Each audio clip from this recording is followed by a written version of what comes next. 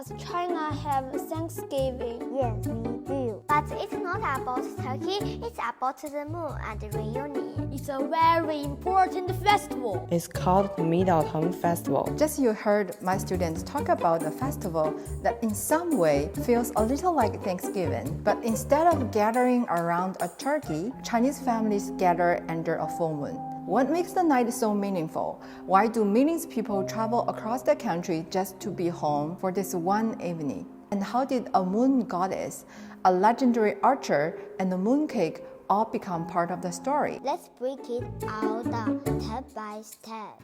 Part 1. What Mid-Autumn Festival means.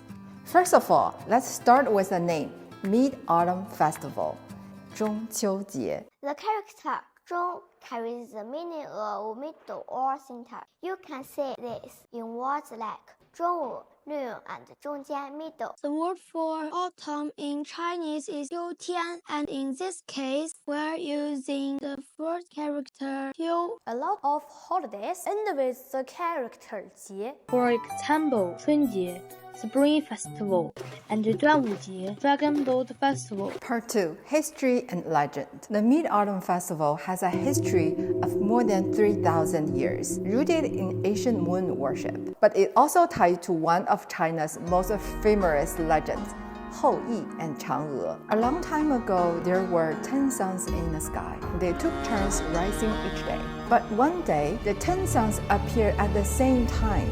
The land burned, river dried up, crops died, and people were suffering. A great archer named Hou Yi decided to help.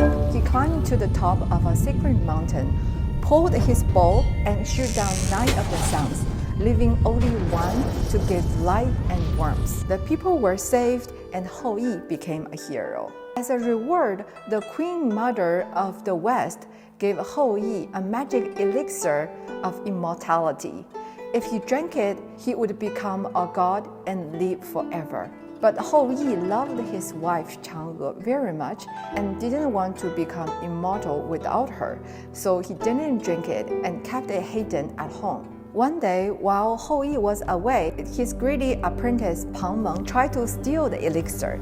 To stop him, Chang'e drank the elixir herself. Immediately, her body became light and she began to float into the sky.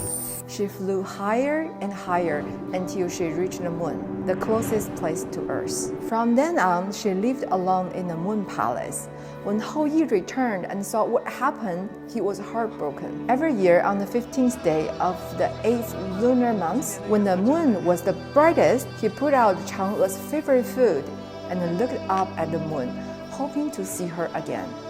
Families began to offering mooncakes and fruits to honor Chang'e and pray for happiness. There's actually another version my grandma told me. In her version, Chang'e wanted to go back to heaven, but the problem was the elixir was only enough for one person, so she took it on purpose. Because she broke heavenly rules, the emperor of heaven got really angry. As a punishment, he sent her to live all alone in the moon palace. That's how the beautiful thing about the Chinese folklore.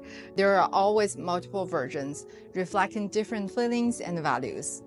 Part 3. Mooncakes Then and Now. As we mentioned in the folklore, families gathering together, they eat mooncakes and fruit. The traditional mooncakes were very simple, lotus pasted or red bean pastries. Today, mooncakes have evolved into all sorts of flavors: ice cream mooncakes, mocha mooncakes, chocolate mooncakes, lava custard mooncakes. Very creative. My favorite flavor is chocolate. And honestly, most families don't make mooncakes at home anymore. They're too complicated and time-consuming. We just purchase it online or from superstores. Part 4. Gifting Traditions. In big holidays like the Mid-Autumn Festival, 中秋节, people send gifts to each other to build connections and to show respect. For example, in my family, I will send gifts to my relatives or to my clients or to the people I respect and love. Traditionally, most people send mooncakes. They are delicious, but they are also high in sugar and calories. So nowadays, many people prefer sending other gifts instead. The common mid-autumn gifts include beautiful packet gift bundles, tea, Chinese white wine, or premium snacks, and sometimes even cigarettes if the person really likes smoking. But here is the real cultural insight. In China, sending gift is actually an art. You need to consider who you are giving it to, what they like, whether they drink or smoke, their age, the relationship, and the right price range. Not too low, not too high. So honestly, for many Chinese people, choosing a gift can be a headache because you want to get every detail right. If you're doing business in China, Mid-Autumn Festival and Chinese New Year are the best moments to send a thoughtful gift. It shows respect, cultural understanding, and helps you stand out from other foreign service providers. So is Mid-Autumn Festival the Chinese version of Thanksgiving? In many ways, yes. Similarities are gathering with family, gratitude, special food, and traveling home to have family reunion, warm emotional atmosphere. However, the food are different. As Thanksgiving, we eat turkey, while in China, we eat mooncakes.